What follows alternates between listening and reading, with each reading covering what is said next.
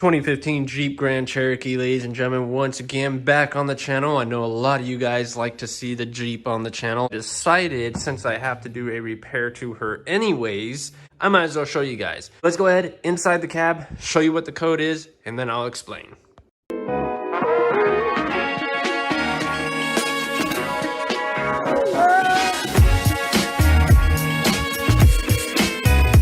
You do gotta deal with the stupid dinging noise. You have a P0128, ladies and gentlemen. What this means is that the thermostat is stuck open. In that case, the motor is getting way too cold and it's not heating like it's supposed to. What we're gonna go ahead and do is I'm gonna show you guys today how to replace a thermostat on a 2015 Jeep Grand Cherokee. So let's go ahead, grab some tools. I'll show you guys right now. We got to get our reel of tools and our gun. We're gonna go underneath the Jeep. And as you guys see, this skid plate right here, that needs to be taken off. The ones that you need to take out, this one's missing one. Anyways, we have a bolt back over here. That bolt needs to come out. This bolt right here needs to come out. Then we also have another bolt right here that needs to come out. This bolt right here on the passenger side, which is on the lower part, and the same thing on the driver's side. And those are all 10mm bolts.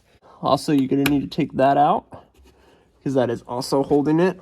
And you have a 12mm and a 12mm over here as well. So 112 and then 112 on the passenger side. Sorry if it seems like I'm a little crammed, but I am.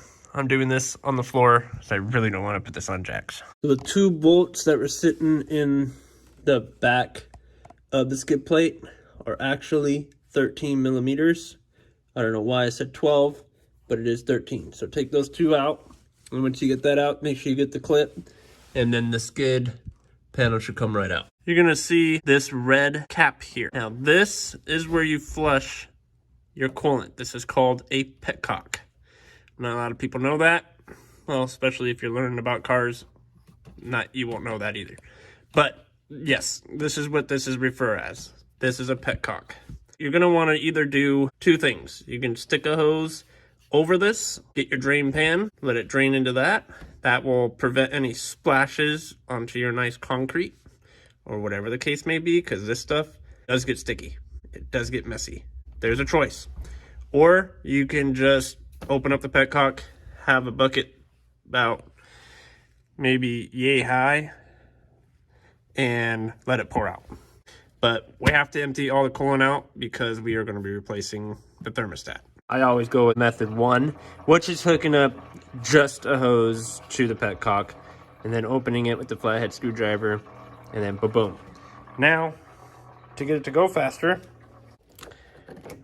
okay, now all of that coolant that was in there, or once upon a time that was in there, is going to go in that bucket. All your coolant should be drained out. All of our focus is right here. This is where your thermostat is. This is the housing. It only comes in as a housing, so don't ask any questions. You're gonna have two Torx bits. One's here, one's in the bottom. First things first, you gotta get your top radiator hose off from the thermostat housing. Got the hose clamp off. I kind of slightly just moved it. And the way you can do it to get this off, you take big old guys like this and you just turn the hose left to right. And then you just start working her off. You're looking at a P30. Seems to be the best one that's gonna fit. I kind of had the idea that it was, yeah, this one fits too loose. That's also important too. When you put Torx bits or sockets, you want to make sure there's no play, because you can strip out a bolt. And if you strip out a bolt, you are screwed, buddy. You are screwed. Especially these, you're not going to be able to find those.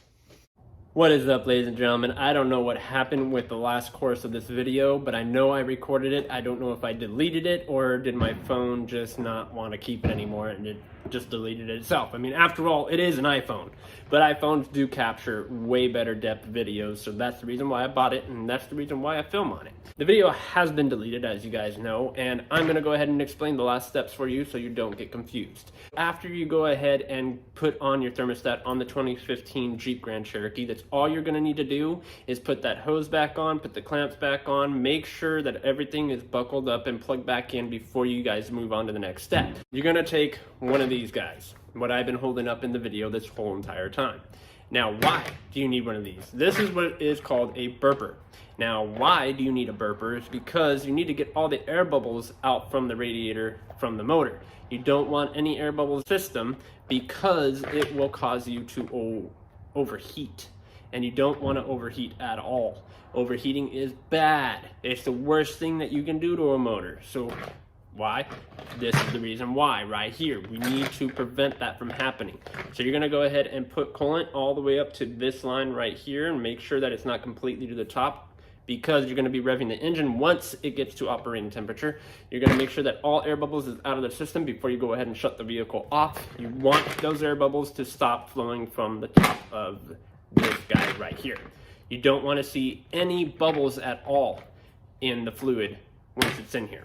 Now, they do have a stick right here that will stop the flow from coming to the bottom. So once you're done seeing the air bubbles coming out, just put that stick in there and go ahead and pour the rest of their coolant back into the jar so you have some for next time, just in case you might need more coolant in the future, which you will. Might as well just hold on to it. Make sure that you don't waste any. Make sure that all your coolant and every line that is connected to that thermostat housing is complete. They do have a bleed off screw on that thermostat housing as well.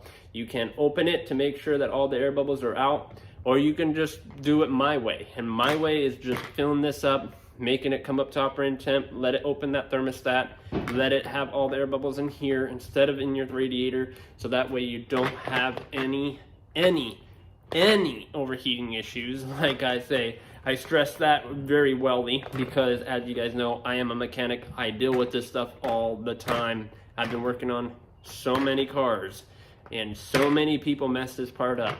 Now, if you are going on a long cruise or a long drive, make sure that your coolant is complete. Make sure that your coolant reservoir is full. If you don't have a reservoir, then make sure that your radiator has fluid in it before you go on that long cruise. Make sure that your oil is full, and there you go. That pretty much sums up this portion of the video, guys. I just wanted to come on and let you guys know the last steps of the remaining portion.